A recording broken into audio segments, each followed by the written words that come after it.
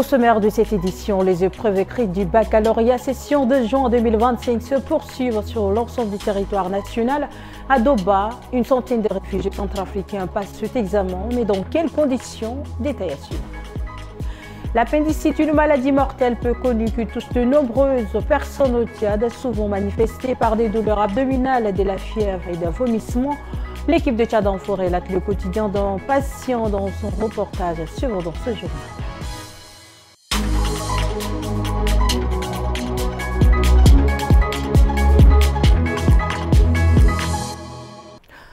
Bonjour à tous et bienvenue sur les 13h45 du Tchad Info. Les candidats affrontent ce lundi les dernières épreuves écrites du baccalauréat. Dans le sud du pays, à Doba, une centaine de réfugiés centrafricains participent à cet examen national.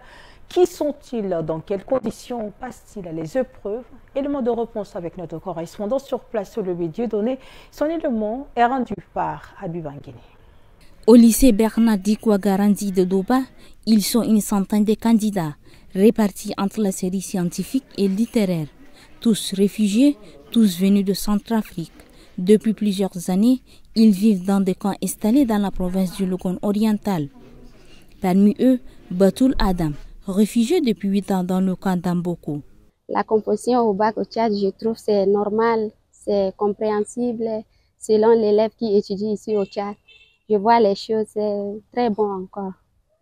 On attend seulement, si on finit avec l'anglais, là on attend le résultat d'abord. Les candidats réfugiés ne composent pas uniquement à Doba.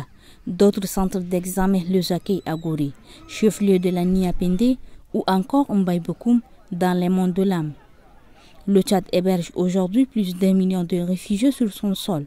Parmi eux, certains espèrent que le baccalauréat leur ouvrira de nouvelles perspectives. Je le disais dans les sommaires au Tchad, l'appendicite est une urgence médicale trop souvent sous-estimée. Douleurs abdominales, fièvre, vomissements, les symptômes sont parfois discrets, mais les complications peuvent être graves, voire mortelles. Notre équipe a rencontré un patient en attente d'opération en examinant témoignages et éclairage médical dans son reportage de Jifira Vanessa Bouli et Guy de Dieu. Quand la douleur le prend, c'est insupportable. Des crises intenses, brutales, qui le terrassent pendant des heures. Ce matin, Boydo Dame Rémi met en scène ces moments devant notre caméra. Il souffre d'appendicite depuis 7 ans. Une opération est prévue courant ce mois. Selon les rumeurs, j'écoute, on dit que c'est appendicite hernie. Mais après les docteurs ont analysé, ils ont trouvé que c'est appendicite. Parce que je fais la radiographie. Donc, c'est ça. L'appendicite est parfois discrète, mais elle doit être prise au sérieux, car en cas de complication, elle peut devenir mortelle.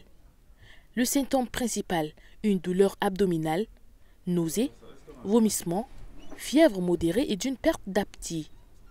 Pour le médecin, l'appendicite, cette inflammation d'un petit organe relié au côlon, reste une urgence chirurgicale. Si tu négliges et que cette appendicite se complique, que ce soit d'un abcès, d'un plastron ou bien d'une péritonite, d'ailleurs, le pronostic vital est engagé. Et au lieu de rester 2-3 jours à l'hôpital, tu vas même des fois faire 1 mois à l'hôpital à cause de ces complications, à cause de ces négligences. Selon l'OMS, le Tchad enregistre chaque année environ 43 cas pour 100 000 habitants. Un chiffre modéré, mais avec des complications fréquentes liées au retard de diagnostic. Le taux de mortalité, lui, s'élève à 0,58 décès pour 100 000 habitants. À Taranay Dongarti, un examen faire fonctionner un groupe électrogène est devenu un véritable casse-tête. Carburant rare, prix en hausse constante. Face à cette situation, certains usagers ont trouvé une alternative inattendue, faire fonctionner leur groupe électrogène au gaz butane. Mais à quel prix? Guémémoussa. Le groupe électrogène ronronne. Il tourne à plein régime, mais pas avec du carburant classique. Ce moteur fonctionne grâce à une bonbonne de gaz butane reliée au carburateur. Une solution pratique, efficace et surtout économique pour Ahmad Ousmane. Faute de carburant, devenu trop cher et difficile à trouver, c'est ainsi qu'il fait tourner son atelier de couture. L'essence là, ça consomme beaucoup. C'est pour cela qu'on a utilisé gaz.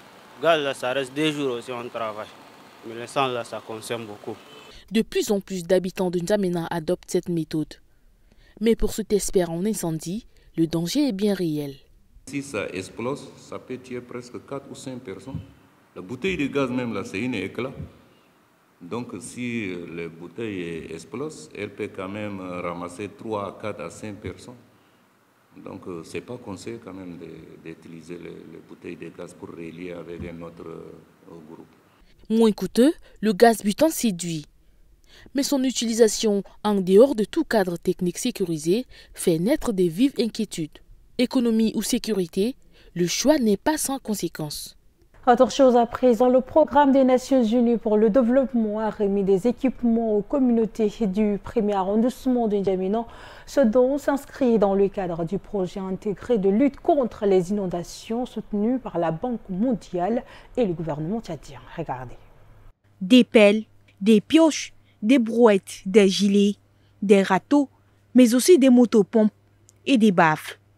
Tous ces équipements ont été remis officiellement aux habitants du premier arrondissement de N'Djamena. Objectif, renforcer les capacités communautaires pour mieux prévenir et gérer les inondations à venir.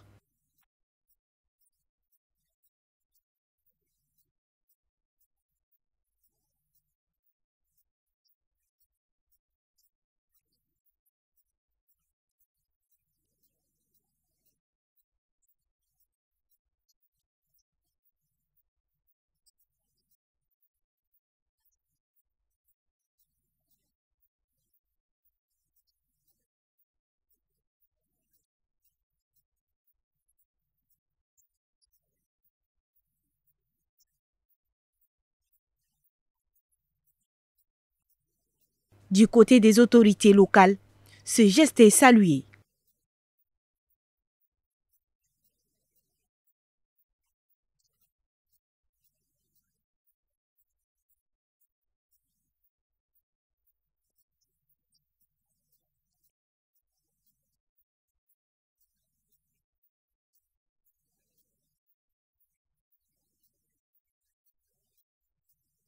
Financé par la Banque mondiale et mis en œuvre par le ministère de l'Aménagement du territoire, ce projet avec l'appui technique du PNUD vise à protéger durablement les quartiers les plus exposés aux inondations en N'Djamena. Hors de nos frontières, à présent, l'interdiction d'entrée aux États-Unis pour 12 pays, 28 morts dans un accident dramatique de la route en Tanzanie. La police mise en cause suite à la mort suspecte d'un jeune en détention au Kenya.